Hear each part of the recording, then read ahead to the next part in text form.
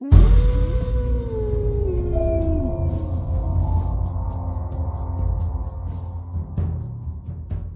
कहानी के लेखक है संजय कामले।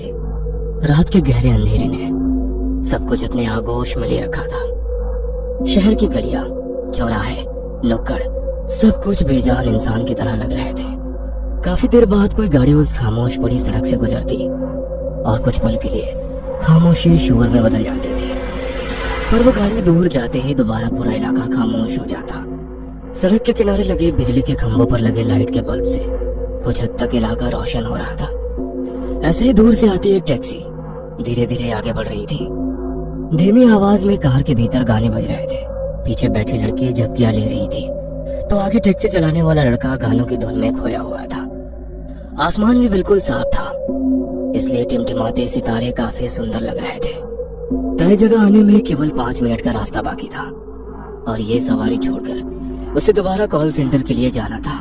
सब टाइमिंग सेट कर रखा था। उस सुनसान सड़क से गुजरते हुए टैक्सी चौराहे के पास आकर रुक गई। कुछ देर तक टैक्सी में कोई हलचल होती नजर नहीं आ रही थी। ये समझ में नहीं आ रहा था कि वो टैक्सी रास्ता भूल चुकी है या टैक्सी खराब हो गई है। कुछ पल गुजरने के बाद टैक्सी का अगला दरवाजा खुला और 25-30 साल का एक जवान लड़का बाहर निकला।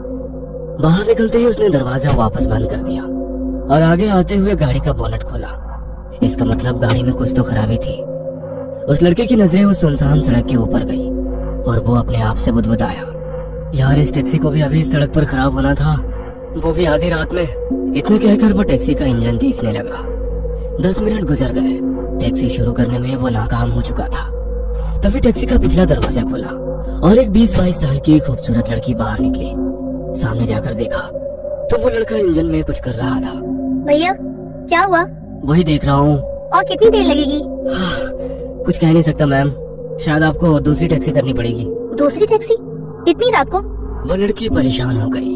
आप चिंता मत कीजिए, मैं आपके लिए दूसरी टैक्सी का इंतजाम करता हूँ। इतना कहकर उसने अपनी जेब से मोबाइल निकाला और कॉल लगाने लगा। काफी देर मशक्कत करने के बाद भी किसी भी गाड़ी का इंतजाम ना हो सका।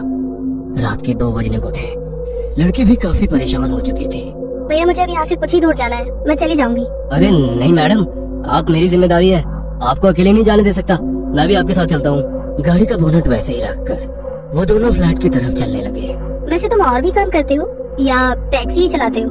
जी, और भी एक नौकरी करता हूँ, स्कूल में चपरासी की नौकरी, तनख्वाह कम है इसलिए। वैसे आप कौन सा जॉब करती हैं? मैं कॉल सेंटर में काम करती थी। करती थी मतलब? कुछ दिन पहले एक कार एक्सीडेंट हो गया और मेरी जॉब छूट गई। मतलब आपको बेड रेस्ट दी होगी, इसलिए ज्यादा छुट्टियाँ लेने की वजह से आपको नौकरी से निकाला होगा। वैसे एक्सीडेंट इसी रोड पर हुआ था या किसी और जगह? इसी सड़क पर हुआ था। उस लड़की की बात सुनकर लड़के ने कहा, आप तो बड़ी किस्मत वाली है। वो क्यों? जहाँ तक मेरी जानकारी है, जितने भी एक्सीडेंट इस रोड पर हो गए हैं वो लोग बचे नहीं, आप बच गई इसलिए खुशकिस्मत है। हाँ तुमने सही कहा, इस सड़क पर काफी एक्सीडेंट हो चुके हैं। कई लोगों का मानना है कि ये इलाका भूतिया है। क्या मैम साहब, आप इतनी पढ़ी लिखी होकर भी इन सब बातों पर विश्वास करती हैं?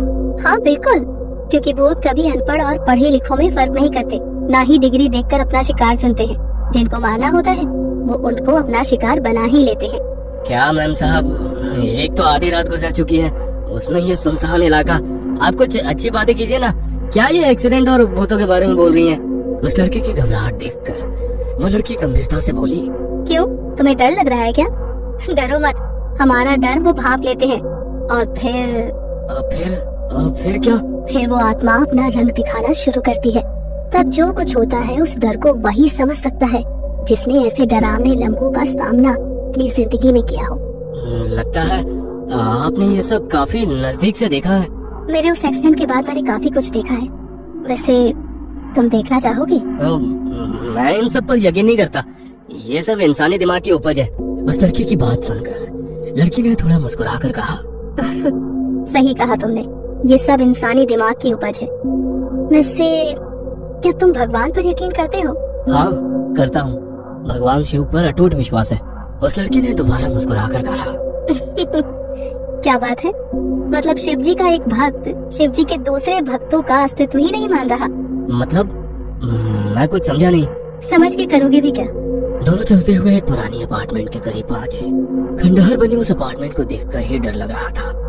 वो थोड़ा परेशान हो गया। आप इस अपार्टमेंट में रहती हैं? ये तो शहर की काफी बदनाम और डरावनी जगह में से एक है। कहीं कत्ले इस इलाके में हुए हैं। मैं यहाँ नहीं, इस अपार्टमेंट के पीछे वाले अपार्टमेंट में रहती हूँ। इतना कहकर उसने उस लड़के की तरफ देखा और बगैर कुछ बोले चलने लगी। दोनों चुपचाप खामोशी से चलते रहे। तभी चलते हुए उस लड़की ने कहा, अरे यार, मेरा पर्स तो तुम्हारी टैक्सी में ही रह गया। रुकिए मैडम, मैं लेकर आता हूँ। कोई बात नहीं, तुम यही रुको, मैं लेकर आती हूँ। और अजीब सी मुस्कुराहट उसके चेहरे पर छा गई। वो बगैर कुछ बोले उस सुनसान इलाके को निहारता चुपचाप खड़ा रहा। उस अपार्टमेंट के इलाके में खड़े ऊंचे पेड़, वो जानलेवा खामोशी, रात के समय अपार्टमेंट के बंद फ्लैट पर उल्टे लटके चमगादड़, सब काफी डरावना लग रहा था। वो लड़की पीछे मुड़कर चलने लगी। वो उसी को ही देख रहा था। रात के अंधेरे में उसका इस तरह रुकना उसे काफी अजीब लग रहा था। चलते चलते कुछ कदम जाकर वो एकदम से रुक गई। वो थोड़ा परेशान हो गया। वो कुछ बोलता इससे पहले उसने एक बार मुड़कर देखा और दोबारा चलते हुए गलियारे से निकलकर कार के पास पहुंच गई। कार का दरवाजा खोला और देखा तो पर्स वहीं सीट पर पड़ी हुई थी। पर्स उठाई और वो मुड़कर जाने लगी। तभी टैक्सी के नीचे से टैक्सी वाला बाहर निकला। उसके कपड़े काफी गंदे हो चुके थे। आगे जाते हुए गाड़ी का खुला बॉनेट बंद किया और अंदर बैठते हुए उसने कहा, चलिए मैडम, काफी मशक्कत के बाद टैक्सी ठीक हो गई। वैसे आपकी किस्मत अच्छी है। उस लड़की के पैरों के नीचे से जमीन सरक गई थी। उसे पीछे उस अंधेरी गली की तरफ देखने की भी हिम्मत नहीं हो रही थी। पर उस लड़की के पीछे अंधेरी गलियारी में उस लड़के की नजरें गई और वो सहम गया। उसके मुंह से शब्द नहीं निकल रहे थे। बिना पीछे देखे वो लड़की टैक्सी में बैठी और अगले ही पल टैक्सी तेजी से वहां से निकली। लड़की काफी डर चुकी थी। कांपती हुई आवाज में उसने टैक्सी ड्राइवर से पूछा, तुम इतना क्यों डर गए? आपके पीछे उस अंधेरी गलियारी से कोई दौड़ता हुआ हमारी तरफ आ रहा था। शायद कोई चोर या लुटेरा होगा। उस लड़की ने कांपती हुई आवाज में कहा। वो चोर या लुटेरा नहीं था। तो फिर कौन था? अगर मैं बताऊंगी तो भी तुम मुझ पर यकीन नहीं करोगे। मतलब हुआ क्या है? अभी अभी मुझे हॉन्टेड एक्सपीरियंस हुआ। Haunted experience? तुमने अभी उस गलियारे से जिसे हमारी तरफ आते देखा, वो कोई चोर लुटेरा नहीं बल्कि एक आत्मा थी। मैडम, आप ठीक तो है? मैंने कहा था ना, मेरा यकीन नहीं करोगे। आपको कैसे पता चला कि वो आत्मा है, जबकि आपने पीछे देखा भी नहीं था? क्योंकि गाड़ी खराब होने के बाद मैं तुम्हारे साथ ही मेरे अपार्टमेंट की तरफ जा रही थी। मेरा पर्स तुम्हारी टैक्सी में छूटा था, इसीलिए वापस लौटी तो तुम अभी अपनी वही कार ठीक कर रहे थे। तुम्हें देख मैं हैरान रह गई, पर जब तुमने किसी के दौड़ कर आने का जिक्र किया तो मैं समझ गई कि बात कुछ और है। इतना कहकर उस लड़की ने पीछे झांक कर देखा तो सड़क पर एक इंसानी आकृति खड़ी नजर आ रही थी। ड्राइवर के सिर के पास लगे शीशे में देखकर बोली, सच कहूँ तो उस दिन हुए एक्सीडेंट में भी मैं बाल बाल बची थी और आज भी मैं बाल बाल बची हूँ। और पीछे की सीट पर आराम से बैठ गई। तभी उस लड़के ने कहा, मतलब तुम्हें अभी भी लगता है कि उस दिन की तरह तुम आज भी बचोगी? और गाड़ी की रफ्तार तेज करते हुए एक डरावनी मुस्कुराहट उस लड़के के चेहरे पर छा गई। पीछे सड़क पर खड़ा वो लड़का हैरानी से अपनी तेज रफ्तार कार को देखता रह गया। ये कहानी आपको अच्छी लगी हो तो हमें सब्सक्राइब करें, हमारा इंस्टाग्राम और फेसबुक पेज जरूर फॉलो करें। और हाँ दोस्तों, सब्सक्राइब करना भूलना मत।